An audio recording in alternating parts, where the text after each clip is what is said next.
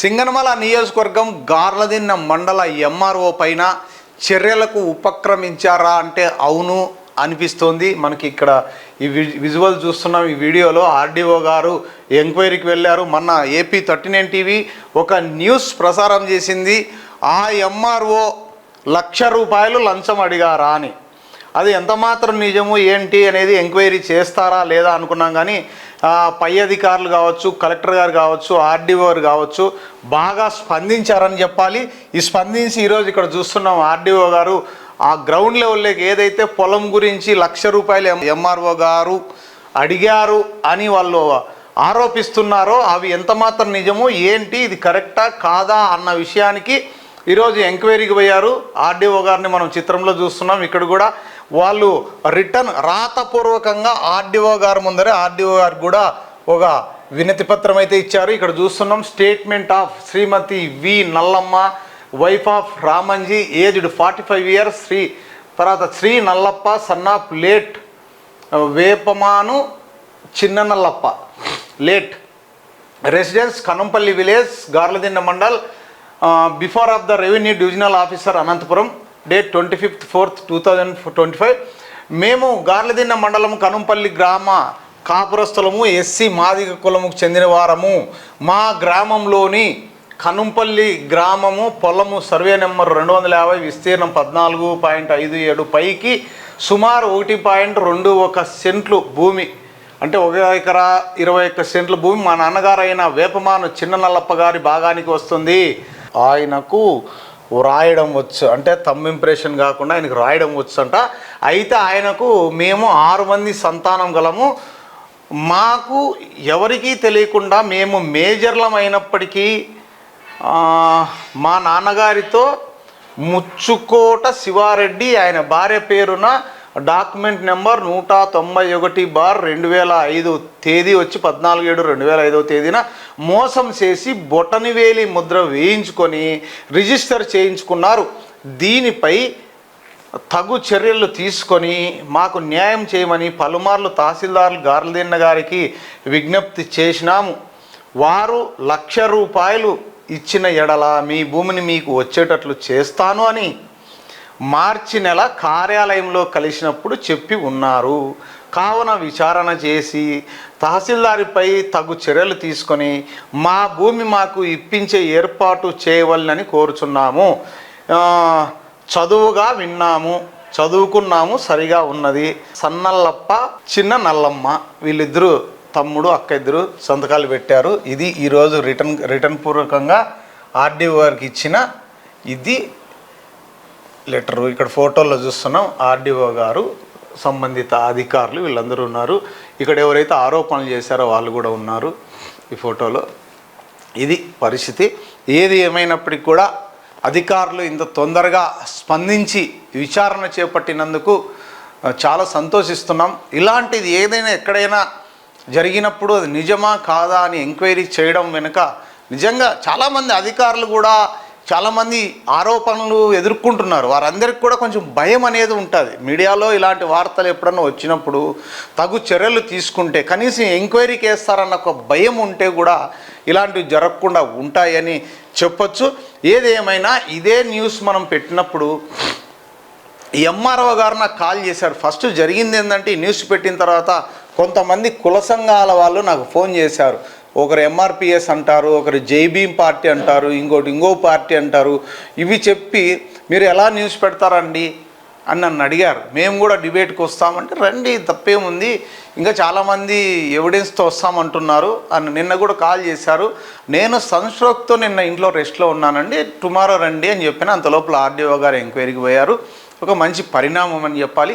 ఇంకా చాలామంది బాధితులు ఉన్నారంట. వాళ్ళందరూ నాకు కాల్ చేస్తున్నారు, సార్ మమ్మల్ని అడిగారని. కానీ నేను ఒకటే అన్నాను, మీ దగ్గర ఏవైనా ఆధారాలు ఉంటే ఫోన్పేలు ఇలాంటివి ఏమైనా ఉంటే తీసుకొని రండి, నన్ను వచ్చి డైరెక్ట్గా కలవండి, లైవ్ డిబేట్లో పాల్గొనండి అని కూడా చెప్పాను. అదే కొంతమంది నాయకులు, కుల సంఘం నాయకులు లేకపోతే దళిత సంఘం నాయకులు నాకు ఫోన్ చేసి కొంతమంది బెదిరిస్తున్నారు.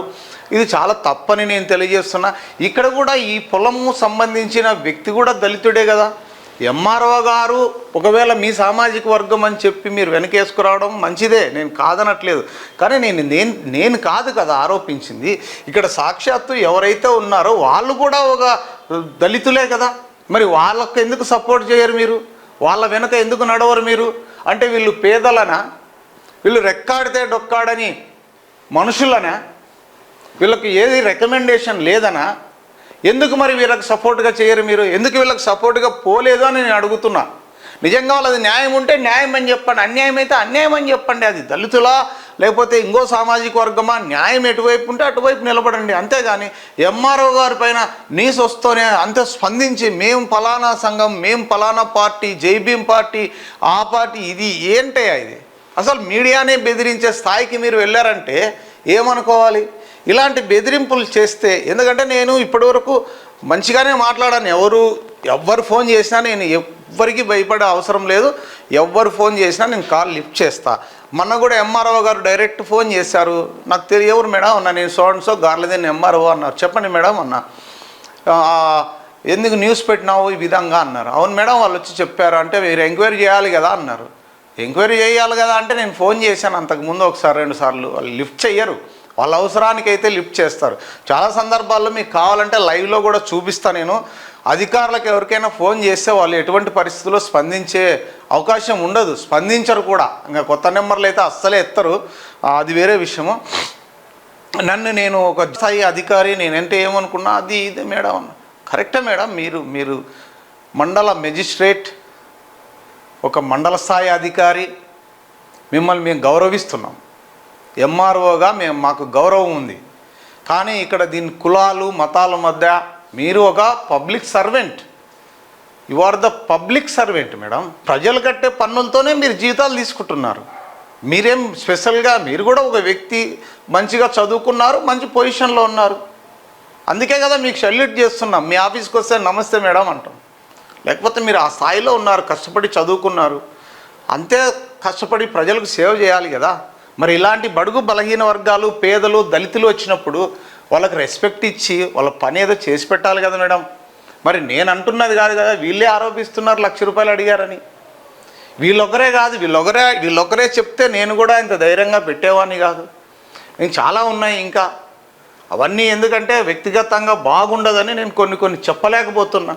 నాతో చాలామంది ఫోన్లు చేశారు, మమ్మల్ని అడిగారు, వాళ్ళు డబ్బులు ఇప్పించుకున్నది, కొంతమంది మీ కింది స్థాయి వాళ్ళకి ఫోన్పేలు చేసినవి, ఇవన్నీ ఉన్నాయి మా దగ్గర. ఇవన్నీ పెట్టలేక కాదు, మాకేం వస్తుంది మిమ్మల్ని, కానీ ఇది తప్పు అంటున్నా నేను. అక్కడ ఏదైనా కానీ గవర్నమెంట్ అఫీషియల్గా, మీరు గవర్నమెంట్ అధికారిగా పని చేసి పెట్టాలి. మీరు ఎందుకు చేయరు పని? మీరు జీతం తీసుకుంటారు, మీకు ఇష్టం లేకపోతే లీవ్లో వెళ్ళిపోవచ్చు, లేదా రిజైన్ చేయొచ్చు. అంతేగాని పేదల్ని ఈ విధంగా హింసించడం ఎంతవరకు కరెక్టు? ఇది కరెక్ట్ కాదు కదా అనేది మా క్వశ్చన్. ఏది ఏమైనా ఇక్కడ దళితులు వచ్చినారా, ఇంకోటి వచ్చినారా అని కాదు. ఎంఆర్ఓ ఆఫీస్కి ఎవరు వచ్చినా అంతే రెస్పెక్ట్తో, వాళ్ళు కూడా మనుషులే, మనం కూడా మనుషులమే. ఒకవేళ మీరు అధికారి, చదువుకున్నారు, మీ విధులకు ఆటంకం కలిగించే విధంగా ఎవరైనా ప్రవర్తిస్తే తప్పు. కానీ మిమ్మల్ని అడగడము, పని చేయమని ఒత్తిడి చేయడం తప్పేం లేదు. దానికి మీరు ప్రతిఫలంగా డబ్బులు అడగడము, ఇవన్నీ కరెక్ట్ కాదు. మరి ఇది ఎంత మాత్రం నిజము కాదా అనే దానికి మరి ఆర్డీఓ గారు ఎంక్వైరీకి వచ్చారు. 1కి 10 సార్లు అడిగారంట వాళ్ళని. వాళ్ళు కూడా నాకు ఫోన్ చేసి చెప్పారు, సార్ ఇట్లా వచ్చారని. ఓకే, సంతోషం, మంచి పరిణామం. నిజంగా ఇలాంటి ఏమన్నా జరిగినప్పుడు వెంబడే ఎంక్వైరీ చేసి ఇంకా ఎవరన్నా ఉన్నారా బాధితులు అని ఆరా తీస్తే మిగతా అధికారులకు కొంచెం భయం ఉంటుంది. నిజంగా రెవెన్యూ డిపార్ట్మెంట్లో అందరికీ తెలుసబ్బా, ఇది ఎవ్వరికి ఏం కొత్తగా దాచిపెట్టాల్సిన అవసరం ఏం లేదు. కింది స్థాయి సర్పంచ్ నుంచి ముఖ్యమంత్రి వరకు అందరికీ తెలుసు రెవెన్యూ డిపార్ట్మెంట్ అంటే ఏంటి అనేది. ఎన్నోసార్లు మేమే ఎన్నోసార్లు న్యూస్లు పెట్టినాం, పేపర్లో రాసాము. అయినప్పటికీ కూడా చర్యలు ఏదో ఉన్నాయి తూతూ మంత్రంగా. ఇంకా పై అధికారి ఎవరు ఎక్కడా లేదు చెప్పండి, అవినీతి ఎక్కడ లేదు, అంత లెక్క ఉంది. మరి కొంతమంది మంచి అధికారులు ఉన్నారు. ఇలాంటి కొంతమంది అక్కడక్కడ జరిగేదాన్ని బట్టి మంచి అధికారులకు కూడా చెడ్డ పేరు వస్తుంది. ఆ డిపార్ట్మెంట్లో చాలామంది హానెస్ట్ వాళ్ళు ఉన్నారు. నిజంగా చాలా కష్టపడి వాళ్ళు పొద్దున ఆఫీస్కు టెన్షన్గా 10 గంటలకు వస్తే మధ్యాహ్నం లంచ్ టైం తప్ప మిగతా టైం రాత్రి 8, 9 అయినా కూడా పనిచేసే హానెస్ట్ ఆఫీసర్స్ ఉన్నారు. ఇంటికి వచ్చినాక కూడా ఆఫీస్ పని చేసే వాళ్ళని కూడా చూశాను నేను, ఆదివారం సైతం. ఇలాంటి ఆఫీసర్లకు సెల్యూట్. అలాంటి వాళ్ళు ఉన్నారు కాబట్టే ఇంకా వ్యవస్థలో ఇంకా మంచి చెడు నడుస్తూ ఉంది. కానీ ఏది ఏమైనా కనీసం పేదల్ని దృష్టిలో పెట్టుకొని ఎవరు ఏంటి అనేది, డబ్బు ఎక్కడొస్తుందో ఏంటి అనేది అది మాకు అనవసరం, కనీసం పేదలకు రెస్పెక్ట్ ఇవ్వండి, పేదలకు కొంచెం మంచి చేసి పెట్టండి అని హంబుల్ రిక్వెస్ట్ రెవెన్యూ డిపార్ట్మెంట్.